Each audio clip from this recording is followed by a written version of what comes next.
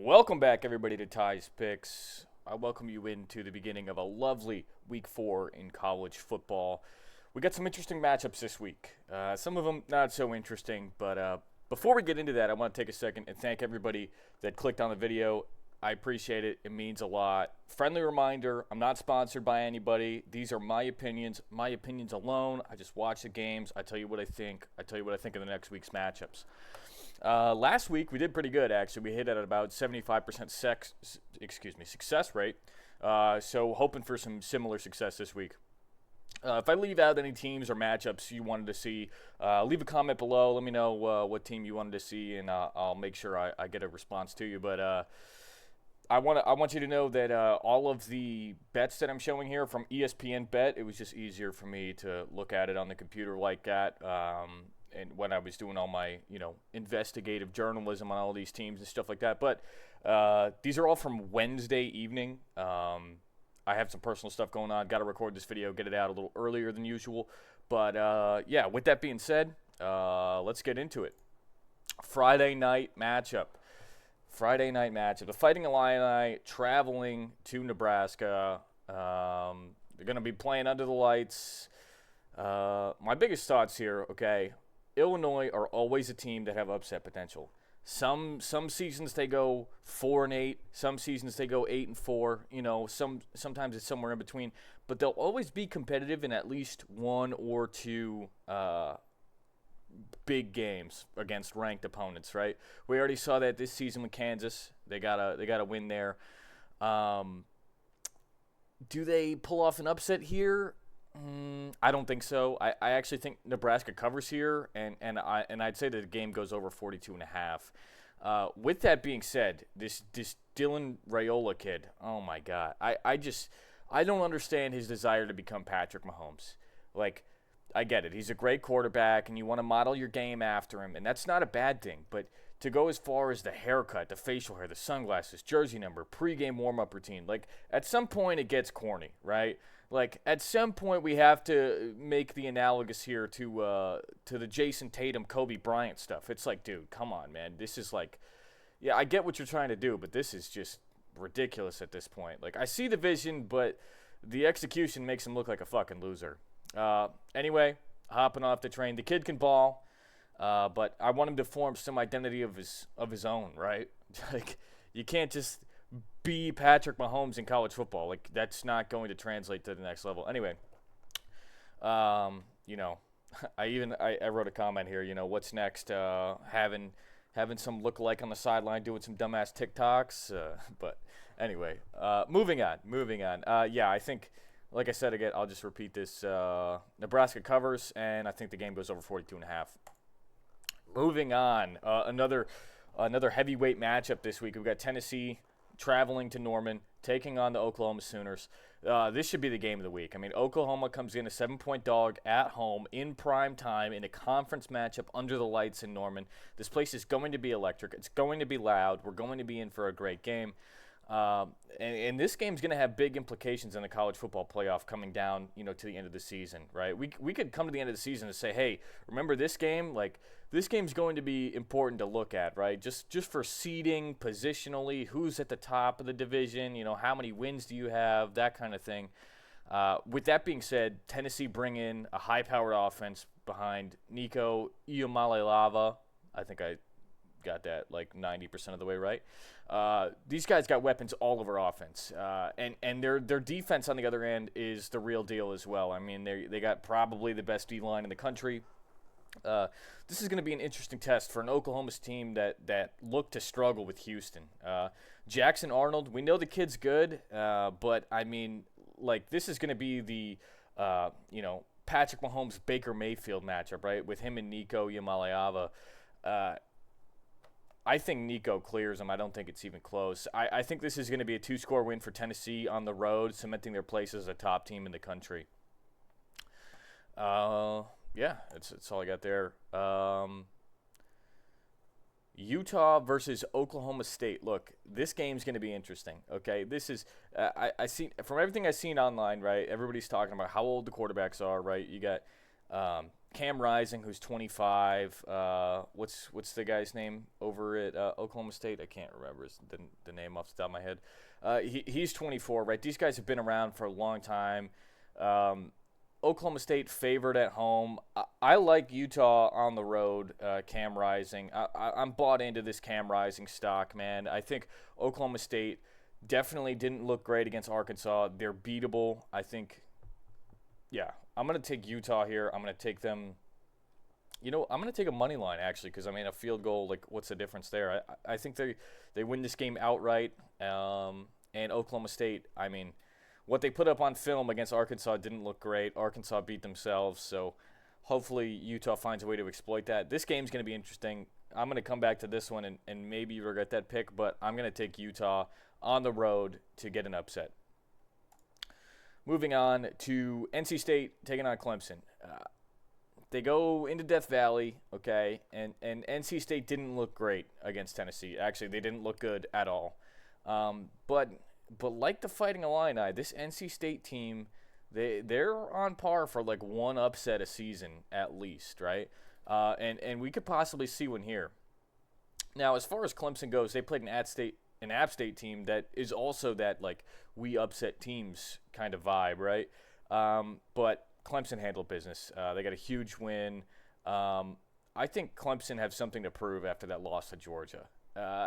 They got spanked to start the season, and they're on a redemption tour, right? They had a bye last week. They didn't play anybody. But I like NC State to keep it close. I think they also have something to prove after getting shellacked by Tennessee. So, yeah, I like them to keep it within 20.5. I think Clemson still win, but that line being at 20.5, I'm going to take the Wolfpack and the points there.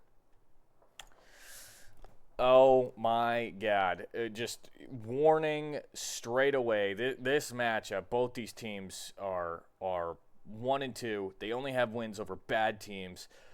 Mississippi State gets blown out by Toledo at home. That was surprising, but, it's Mississippi State. Like, I should have probably expected that. But with that being said, Florida do not look much better. They're favored here by 6. In a road game at Mississippi State. There's just bad juju all over this. I feel like there's a giant storm cloud all over this game. I'm just not going to touch it. I feel like either way I pick here, I'm going to lose. Billy Napier already on the hot seat 3 weeks into the season, and boy, I'm not jealous of that guy. My advice to anybody that wants to put money on this game, just don't. Just don't do that. This is not a good football game. This is not a good matchup. Both of these teams are trash. This is like willingly making a donation to the casino. So, yeah. Both these teams have shown us they can lose in dramatic fashion. So, look, I'm not going to touch that. This matchup is interesting. And you might be asking why I have this matchup on the screen. And, you think Chapel Hill is going to come out and they're going to handily win this game. And that was my initial reaction as well. But I made a note here. Since joining the FBS, James Madison University have gone 21-5 in all of their FBS matchups. They last year, before their bowl game, their only loss of the season up to that bowl game was an overtime loss against App State. Otherwise, they go undefeated, right? Then, obviously there's a conversation to be had there. But after seeing how Florida State got treated, they didn't have a chance. Anyway. They do lose their bowl game, but, they got opt-outs and shit like that, people going to the draft, so it doesn't really count. I think 10 points in favor here for JMU is generous. I think that's a gift. I think you take JMU here plus the points. I think they keep it close. Look, this North Carolina team, they're not fantastic. I look at their win against Charlotte. Charlotte put up 20 points. Charlotte is very bad. Trust me, I went there. I know. They're not good at football. They've never been good at football. They put up 20 against Chapel Hill. Other than that, they played Minnesota in a close win to start the season, but how much stock are you going to put into a close one to open the season? Again, nothing positive for JMU. We haven't seen anything good out of them. But if we look historically at JMU, they're building something, right? 20-5, right? Only like 3 seasons in. But, hey, there's something to be said there. I would not be surprised if JMU come out and stun the Tar Heels in this one. But I'm going to take JMU to cover here. Moving to Iowa State taking on Arkansas State. Okay, this is the first time that either of these two teams have played each other, and they're like neighboring states. I don't know why they've never played each other before, but hey, starting with Iowa State, we saw them walk off a walk-off field goal to beat rival Iowa in a game that Iowa probably should have won. But apart from that, we don't have a large sample size of what this Iowa State team is. I really can't get a sense of identity out of this team. I don't really know who they are. We know they have grit to pull out a win against Iowa, but that was kind of fluky in my opinion. But as far as Arkansas State goes, we've seen them play Michigan pretty well. Right, to put up 18 points, they got 3 interceptions. I don't know if that's just Michigan being bad or if that's, credit to Arkansas State. They also have a win over Tulsa, which was a close game. But I will say the spread against Michigan was 22.5, and they covered that and then some. So the line here being 22, when the Michigan line was 22.5, you're kind of putting Iowa State and Michigan in the same caliber. Dude, give me Arkansas State in the points here. I think that's just criminally undervalued. I think this game the line should be a lot closer than it is. To give me 22 points here, that's just free money. I mean, print your cash right there. Iowa State doesn't put up that many points. If Arkansas State puts up 10, they already cover. So, yeah. I think this game's probably a 3-point, another field goal, a walk-off field goal to win the game. I don't know why the favor is 22, but hey, I will take it. All right, taking a move on that, Coastal Carolina hosting Virginia. This Virginia team should have lost to Wake Forest and be 1-2, but here we are. Wake Forest also not a good team, okay? But the Cavaliers are look, I don't want to say bad, but they're not good, so, use whatever word you want there. I think this Coastal Carolina team is better than they get credit for. They always play up to the level of competition, and they're home dogs here. I think there's certainly value in Coastal Carolina money line. After saying that, I'm going to take the 3.5 points. If they give you a field goal, you take it. But I'm serious. This Cavaliers team is not good, and I don't think they're good enough to be road favorites against a Coastal Carolina team that definitely plays up to their competition every year that we see them. So, look, I think Coastal has a good chance of being the number 1 school out of the Sun Belt, and a win here against Virginia definitely gives them some credit going forward. So I like them. I'm going to take the 3.5 points. We got Kansas on the road this week at West Virginia. I think this West Virginia team is better than 1-2. They should have had a win against Pitt. If you give the DC a do-over on that last Pitt drive, they probably come away with a win there. They just let them march down the field, and that was kind of unfortunate. But, hey, shit happens. You were on the road. But I think this one is clear-cut in favor of West Virginia. I think this Kansas team is bad. They're coming off back-to-back losses. They didn't look good. I think West Virginia is going to have a chip on their shoulder, as this is like a get-back game for them. I like West Virginia. I like the points. Give me the money line, though. I mean, at minus 130. I mean, what's the spread's going to be like minus 110? Sure. Either way, take money line spread. They win it by at least a field goal. I think 2.5 is kind of just an arbitrary number. So any way you want to take it, that's a good pick there. All right. This is going to be an interesting one because I am tired of hearing these fucking Michigan fans. All right, let me just say, one of my best friends, he's just fucking nonstop Michigan yapper, and I was rooting against him every game because of, look, 2 years ago, okay, he compelled me to bet in favor of Michigan against TCU. I lost all my fucking money. I was pissed. I rooted against them all year last year, and they proved me wrong at every turn, and now I'm just pissed. And I think that was a little Mickey Mouse trophy. I think that was, it wasn't real, the whole Connor Stallions, Jim Harbaugh cheating, look, it is what it is. All right, let's get into this one because I do not like the Wolverines here. 4 consecutive home games to start the season for Michigan. I mean, come on. You got to play a road game at some point. They actually have on their schedule is 5 consecutive home games to open the season. They only go on the road 4 times this year. So they stack the deck in their favor, and I hope it bites them in the ass. I hope they lose this. Let's be honest. Last week, I told you, hey, let's start Alex Orji. Let's see what that kid's got. We didn't do that. And then we threw 3 picks, you know, to the other team. I mean, the guy didn't throw an interception, but come on. Or, excuse me, he didn't throw an incompletion, but he threw 3 interceptions. On the other hand, this USC team looks better than last year. They got rid of Caleb Williams, who I think is kind of a distraction in locker rooms. But I digress. USC, they look better than they did last year. Their defense is real. They can move the ball. Michigan are dogs at home, and I'm going to take USC minus the points here. I like them to win by a field goal. I think they're going to go into the big house and shut down an entire fan base that after last year kind of deserves what they have coming to them. I hope USC wins this by 20, but I'm going to take them minus the points. Hear me out here. Hear me out. Louisville are favored by 10. Where did that number come from? Okay, we saw Georgia Tech beat Florida State, who end up being a dumpster fire, but we're discrediting a 3-1 Georgia Tech team because they lost on the road to Syracuse by a field goal. I mean, what are we doing? Georgia Tech lose their ranking, and Louisville's ranked after playing Jacksonville State and Austin Peay. I mean, what are we doing here, man? I think Georgia Tech go in here and they play another close game. I think they keep it within a score. I think they have the ability to outright win this game. But if you're going to give me 10 points, I'm taking that every day of the week. 10 points is too easy. Give me Georgia Tech. Give me the points. Let's go. What are we doing? Committee, come on. Speaking of Florida State, who are a dumpster fire, let's just keep it here for a second.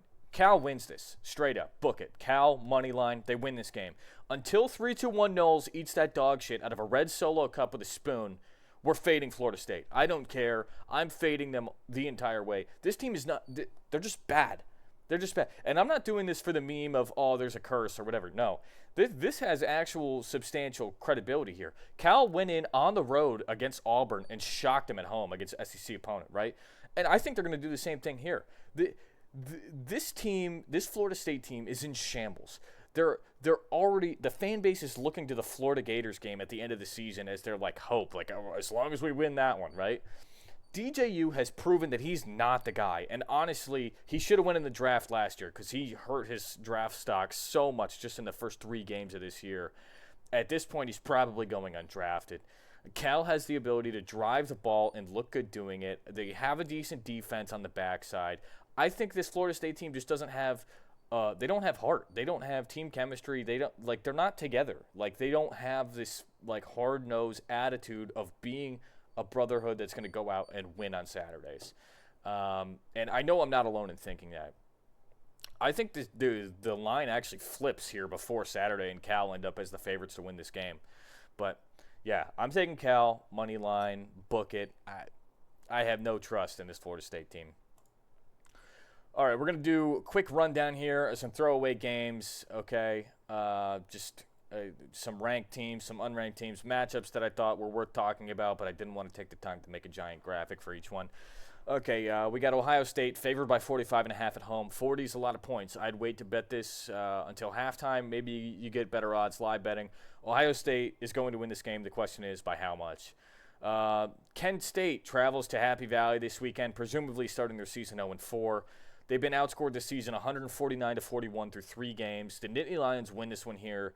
The line is 49. They gave up 71 last week against Tennessee. I don't think this Penn State team is as good as Tennessee. I don't know how many points Penn State score, but, you'd think that their defense holds up. I mean, they're supposed to be one of the best defenses in the country, and you'd think they hold Kent State here to 0 again, second week in a row. The spread is large here. I don't like 49 for Penn State. I don't think they're that good of a team.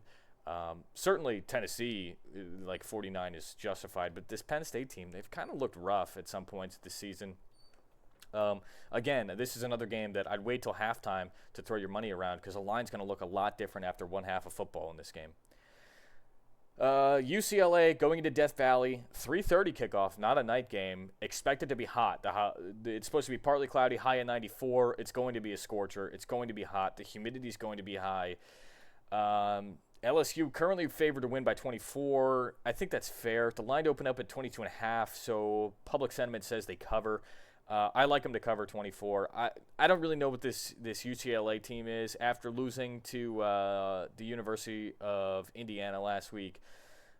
I don't think they're a fit in the Big Ten, and I think they're certainly outmatched in the SEC. So, yeah, give me LSU to cover.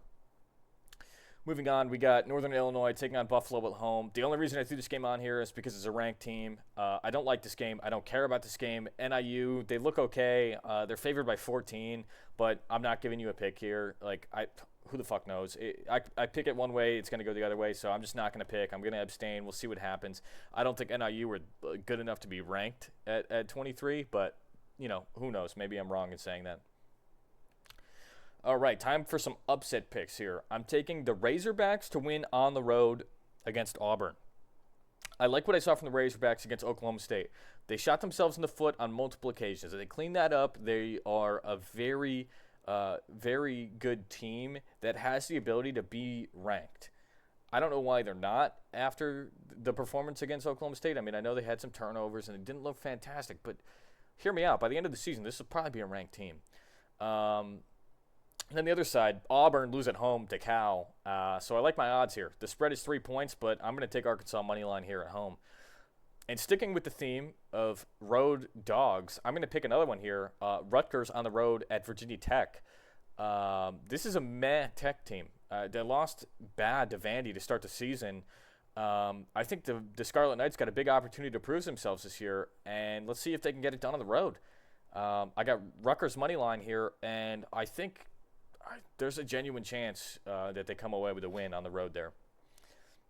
Speaking of Vandy, who beat Virginia Tech to start the season, they're traveling here to Mizzou this week, and I'm going to keep saying it, man. I think Mizzou are ranked too high, and until they lose, they're not going to adjust that ranking, but they're going to be somewhere in the top 10 until they lose a game.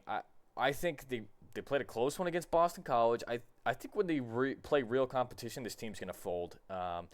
I think Vandy is not at that high level to give Mizzou problems, but 20 points is a lot to cover against this Mizzou team who showed that their defense is susceptible to letting up points. I don't know. Give me a minute. Let me circle back to this game before I give you a pick. I'm still on the fence. Even as of writing this, I was on the fence. I don't know yet. Miami on the road at USF, 16.5 point favorites. I like it. I think it's a fair spot. It opened at 17.5. Take it at 16.5. There's not much to dissect here. Miami looked really good, and UCF only seemed to play like a half to 3/4 of football against good teams. I think they fold in the second half. Miami runs away with this one. Take it 16.5. Sounds good to me. Bowling Green taking on Texas A&M. Look, this Bowling Green team took Penn State to the wire and had a chance to win that game. Now they have another opportunity to win and make some noise and get a win against a ranked opponent. A&M looked good against a bad Florida State team last week. Let's not forget this Texas A&M team lost to Notre Dame to open the season, a Notre Dame team who then went out and lost against Northern Illinois. So, I don't know. Look. Give me Bowling Green and give me the points in this one. I like Bowling Green to cover this, if not win it outright. They have a decent chance to come away with this game here. Obviously clean up some of their own mistakes, play that action, make this game dirty. I think Texas A&M, still got riding that backup quarterback. Who knows? I think there's potential for something to happen there. Again, give me Bowling Green plus the points. All right. Here we go. This is going to be a massacre. Ole Miss beating up on Georgia Southern this week. The spread is 36. I don't think Georgia Southern scored that many points in this one. Ole Miss is one of the highest-powered offenses in the country. They're ranked number 5 for a reason. Give me the Rebels minus the points. I'll take that hit. That's until they show me something that says that they're not going to cover something like that against Georgia Southern, I'm taking it. Similar story here against Texas. This Texas team looks fantastic. Arch Manning getting the nod for the start. The Longhorns minus 44.5. I think Arch Manning puts the rest of the NCAA on notice here. I think Texas are very good. I think they got one of the best defenses in the country, one of the most high-powered offenses in the country, and I don't think this one's close. Give me Texas minus 44.5. And last but not least, Kansas State at BYU. I seen a post resembling that 3-2-1 Knowles post. Something about a beefy 5-layer burrito going up where the sun don't shine if K-State dropped this one. Look, K-State are good. They don't deserve number 13 in the country. I think they're definitely not the number 13 team in the land. The line here is only 6.5 points in a matchup ranked versus unranked on the road. I'd expect this spread to be a little higher, which indicates that the books think that something could happen in this game as well. I think there's definitely upset potential here in this game. Again, I think this is another one of those games where I'm going to wait till the first half to see what it looks like, because I think by the end of the first half, it's close. You know, they haven't run away with the game yet, and maybe if BYU plays scrappy enough, they can hang on and cause some problems for a K-State team that they're good, but how good is the question. And I think the answer is not the 13th best team in the country. Well, anyway, that's going to do it for me and my picks this week. College football, week 4. Again, if I left out any teams that you want to see, leave a comment down below. I appreciate everybody that tuned in. If you wouldn't mind leaving a like or comment or just interacting with the video at all, I appreciate you. If you watched it all the way to the end, thanks for being here. With that said, I'll see you on the flip side of this one. I'll come back probably Monday with a breakdown and analysis of everything we saw this weekend, and and then we'll get ready for next week's outlook. Good luck to everybody in your picks this week. If you're fading me, if you're tailing me, whatever the case may be, hey, I hope you win some money. So, all right, that's going to do it for me. Everybody take care.